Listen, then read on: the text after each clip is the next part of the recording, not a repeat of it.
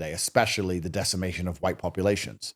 World War II is the beginning. It's the origin story. It's the beginning of the religion of the Western world, of why nationalism is a bad thing, why believing in your country above other countries is a bad thing, why white people wanting a country for white people is a bad thing. There are so many important things which are simply being destroyed, being removed, even though the public consciousness want those things, and it's because of World War II. Yeah. World War II is the foundational story. Can you play that clip that I brought up? There's just one clip. I don't really want to talk so much about this whole thing, but this one clip. Yep. You said that towards the end of this clip. This is when I don't know, it must have been when the song had first come out. You're sort of addressing the song, this guy's interview question, and then you said something really significant at the end. It's kind of going along the lines of what you're talking about now, but I wanted to play this for you real quick. Suicide.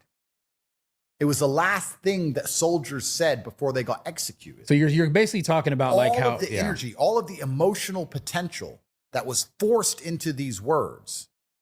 And then the lid to the jar was closed because you weren't allowed to say it. Isn't this interesting? All of the people around the planet who were screaming those words with the most possible emotion attached that a human can do. And then all of that energy was put inside of a jar. And after the end of the war, you can't say those words. And it was stored. Or people are saying online, he made this song and it's so anti-Semitic, but why is it so catchy? Why is it so catchy? Why is it so catchy? Because he's opened the jar where 80, 90, 100 years ago, millions of people around the world were screaming energy into this exact saying. And it was all canned until Kanye released it. Where that leads, where that goes, and that's an interesting conversation. Pause it real the true quick. history of World War. Yeah, so we have to understand very quickly that the true history of World War II and World War II in and of itself is the basic reasoning for why you can't have in the West the things you actually want, which is a country which is for you and for your people and for you to put your country first and you being prepared to defend it. Because the idea is that if you're a nationalistic country, especially if you're a white nationalistic country, you're going to kill a bunch of people. You're going to kill a bunch of Jews. If you sit and say, well, the Holocaust didn't happen that way, or less people died in the Holocaust than they're saying, if you say those things, then you're saying, well, that means I can have a country with a strong border for white people. And they don't want that. So World War II is the story. It's the religion for the modern bullshit world we live in, full of lies. The real story of World War II, nobody is taught. And of course, that is why anti-Semitism is the ultimate sin. It's the ultimate crime, because it's not because you're insulting Jewish people. It's because you're attacking the New World Order and the order of things. But if you insult black people, that doesn't happen. Nobody cares. This is the difference. This is why you're saying we've always known you couldn't do that. Yeah. And now I guess the lid is off. I just said it, but the lid is off with the song. And also the lid is off with a lot of people understanding the truth of World War II and the truth of power structures in the world. And a lot of that was down to October 7th and Israel's actions, which, you know, they broadcast a genocide in front of the entire world, which was disgusting. Yeah. So now what do you do if you're on the Israel side? Well, you can't really put the lid back on. So maybe you can just add in so much bullshit and agree and amplify and spew so much low IQ, stupid takes. If you're like, well, if every smart person is going to be anti-Semitic, let's just pump out so many bots saying so many stupid anti-Semitic things that it loses all value. And the pendulum can just swing the other way now. And now there's just so much stupid garbage all around the world. So it's just a show. Like, it's a mess either way.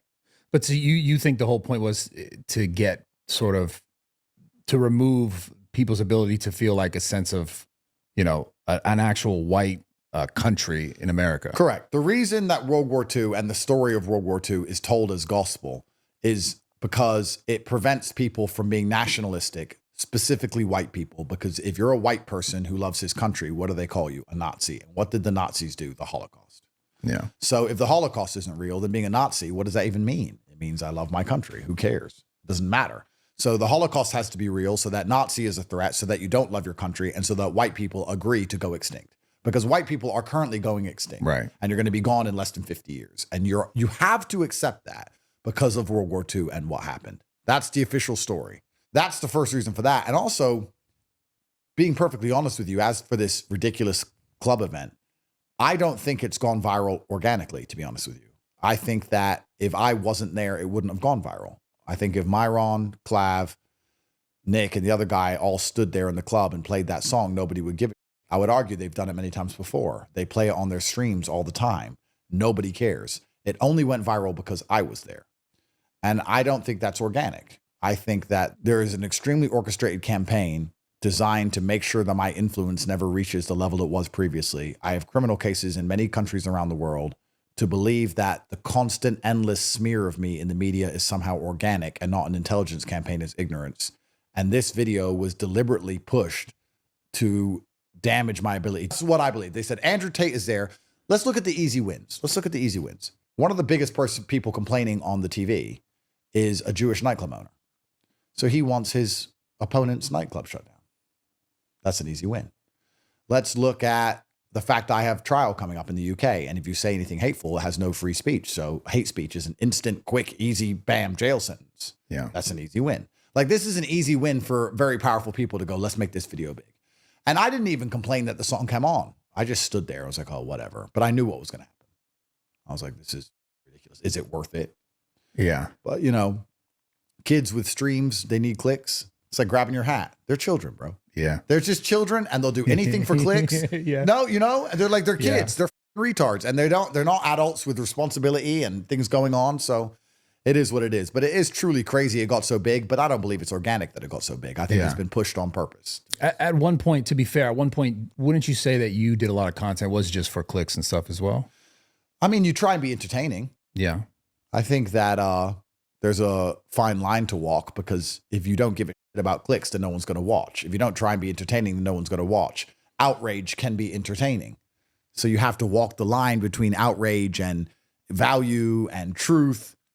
I guess I was lucky when I first got famous. I feel like I was in a good position because the truth was the outrage. I could say the truth about being a man and the truth about being a woman, and the world was so cucked and we were so heavily censored that it was the outrage. I could tell the truth about COVID and it was the outrage. But now so much of the truth is actually out there that telling the truth isn't outrageous anymore.